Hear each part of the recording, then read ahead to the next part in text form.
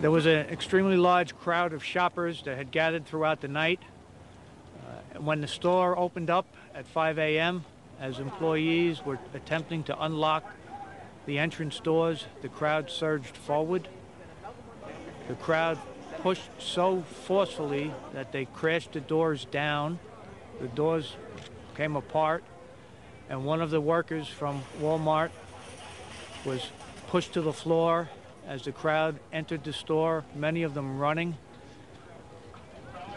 That employee fell to the floor, was stepped on by hundreds of people, and the first officers at the scene attempted to give first aid to this victim, and as they were giving first aid, those police officers were also jostled and pushed by this crowd of shoppers rushing and forcing their way into the store.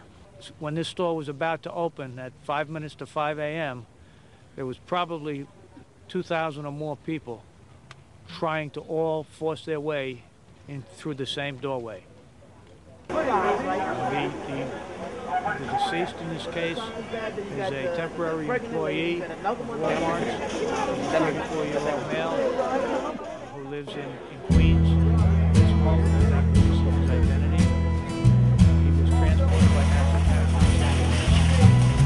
I'll go anywhere that you do, and if you don't go before, Lord, I don't want to go.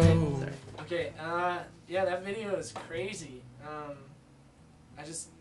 It blows my mind that someone could get trampled to death by shoppers. People just wanting to go in and get Christmas presents, and somebody dies over it. It's insane. But, you know, if we have money, if we have lots of it, we're gonna spend it. It doesn't matter if you have millions or you have little. You're gonna spend it, and we usually spend it in America on junk. We buy things like body blood circulators that vibrate you, and you sit on this machine and it shakes you and it's stupid. We buy these back straightener backpacks that hold nothing, but they keep your back straight, and that's weird. And then they sell these pillows where you just sleep on a plane and it's like this giant inflatable sitting in front of you. Apparently it just keeps your head up and you just sleep something like that. And it's what's called consumerism, and consumerism basically means if you get something, it'll make you happy, and the more you get, the more happy you are. And it's stupid. It is the only way I'll go.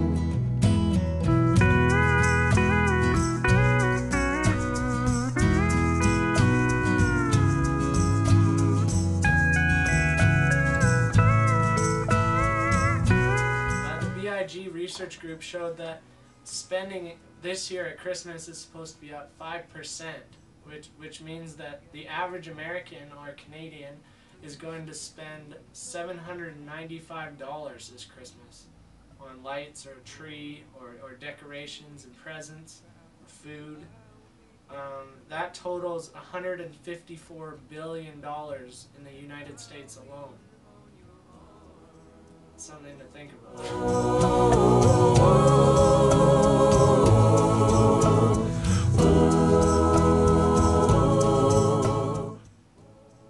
People will buy makeup, which I personally I think makes you look very weird. I don't like it. Anyway, $18 billion a year is spent on makeup in America.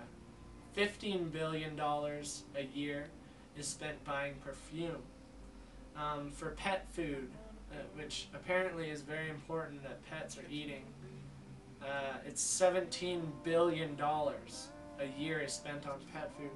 And that might sound like not a whole lot when given that those are things that you use on a day-to-day basis or your dog needs to eat.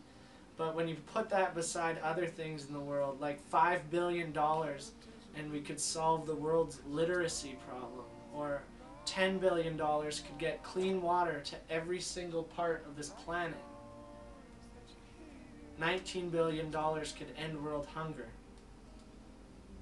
In America, we care more about perfume and makeup and dogs than people. But where did we learn all this stuff? Who taught it to us? Who taught us that that Christmas should not be about Christ anymore, but it should be about purchasing Xboxes and iPhones, and that this holiday season should be more about getting to Walmart for the big deals than people's lives. What happened? Jesus talks about this in a really cool verse. He says, "Woe to you, scribes and Pharisees, you're being hypocrites. You give a tenth of your mint and your dill and your cumin, but you neglected the more important matters of the law, justice, compassion, and mercy, and faithfulness. These are the things that you should have practiced without neglecting others." Basically what Jesus is saying here is, you're missing the point. You guys should know better. You're missing the point. Where did you learn this stuff? Who told you to tithe out of your spice rack? If we don't get our information from Jesus or the Bible, then we come up with ideas ourselves. If we don't learn them from what God tells us, then we're going to learn them from somewhere else. Proverbs talks about this, and it says, "There is a way that seems right to man, but that way leads to death." And we produce these ideas that we think are right, like when we think of communism, we think of equality of people. And communism had a root of thinking, you know, communism is going to be great because everyone's going to be equal, and we're just going to make sure that everyone's equal. But that led to over millions, over hundreds of millions of people dead in China, the Soviet Union, in Russia, and Korea. We thought of consumerism, and we thought of the more products we sell, the better our economy is going to be. But we didn't see that we would exploit that, and we would create sweatshops for our clothes to make them cheaper. That sounds very much like a way that leads to death.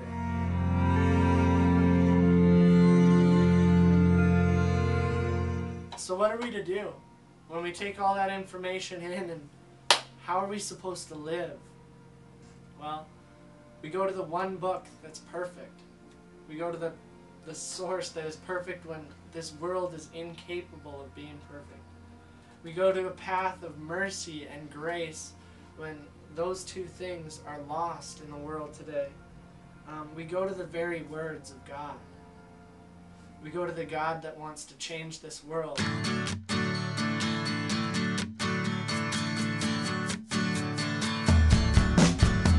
It's midnight and I give up. If we focus on what the Bible teaches, we learn that it's me in this world.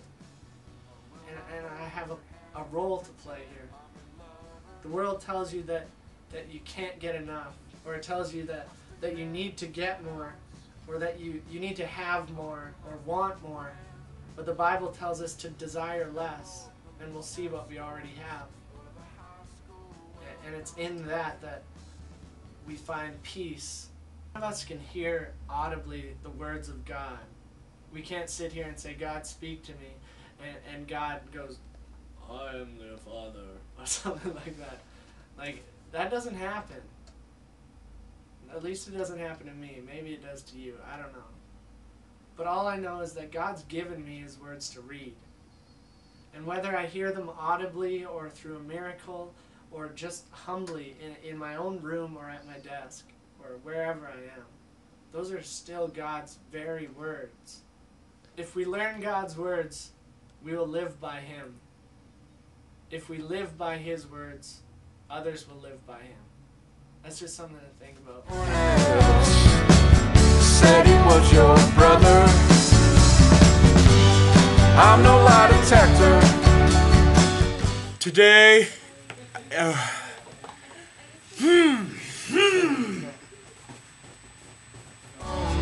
all the onlookers.